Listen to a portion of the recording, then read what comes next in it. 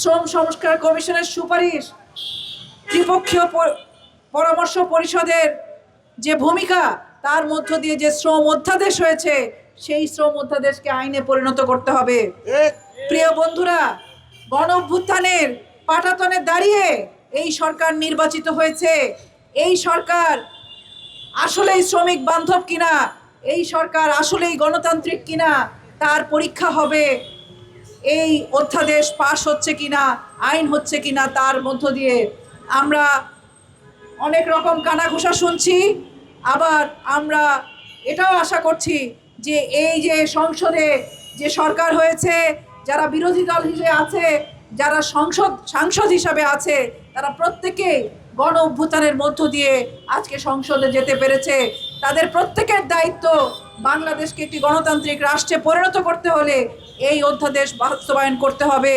আমরা তাই সরকারের কাছে এবং সাংসদদেরকে আহ্বান করি যে আগামীকাল সংসদে যে বিলগুলো উঠবে, আমরা আশা করি শ্রম অধ্যাদেশের যে বিল, সেই বিলটিও আগামীকাল উঠবে এবং সরকার এবং সংসদের যারা সদস্য আছেন তারা এই বিল পাশ করা, আইন করা, সেই হিসাবে ভূমিকা রাখবেন। প্রিয় বন্ধুরা, আপনারা জানেন 133টি অধ্যাদেশ হয়েছে, তার মধ্যে শ্রম অধ্যাদেশ একটি।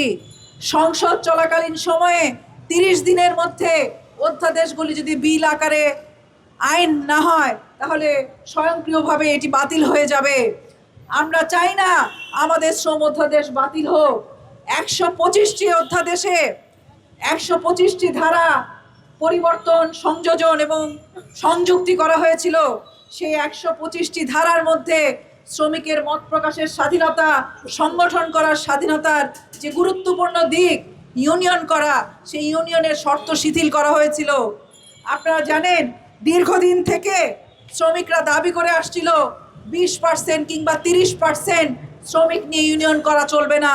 অধ্যাদেশের মধ্যে 20 জন শ্রমিক নিয়ে প্রতিষ্ঠান পুঞ্জে এবং 5টি ধাপে কারখানায় ইউনিয়ন করার সুযোগ তৈরি হয়েছে। একই সাথে শ্রমিকদের উৎসব ছুটি বৃদ্ধি পেয়েছে, মাতৃত্বকালীন ছুটি বৃদ্ধি পেয়েছে, শ্রমিকদের মজুরি 3 বছর পর পর মূল্যায়নের সুযোগ তৈরি হয়েছে। আপনারা এও শুনেছেন নারী সংহতির সাধারণ সম্পাদক অপরাজিতার কাছ থেকে শ্রম অধ্যাদেশে যৌন নিপীড়ন বিরোধী নীতিমালা সংযুক্ত হয়েছে। নারী শ্রমিকরা যাতে কলে কারখানায় সর্বত্র নির্বিঘ্নে কাজ করতে পারে, সেই কারণে যৌন নিপীড়নের অভিযোগ নিষ্পত্তির জন্য কমিটি গঠন করা হয়েছে। এই রকম আরও অনেকগুলো অধ্যাদেশ করা হয়েছে, যেগুলো শুধু শ্রমিকের জন্য না, আমাদের শ্রম খাতের জন্য, এমনকি এই যে মালিকরা আজকে শ্রমের মধ্য দিয়ে উৎপাদনশীলতা তৈরি করছে, তাদের বিকাশের জন্য এই অধ্যাদেশ বাস্তবায়ন জরুরি। আমরা দেখেছি, আমরা মাতৃত্বকালীন ছুটি 6 মাস চেয়েছিলাম, সেটা হয় নাই।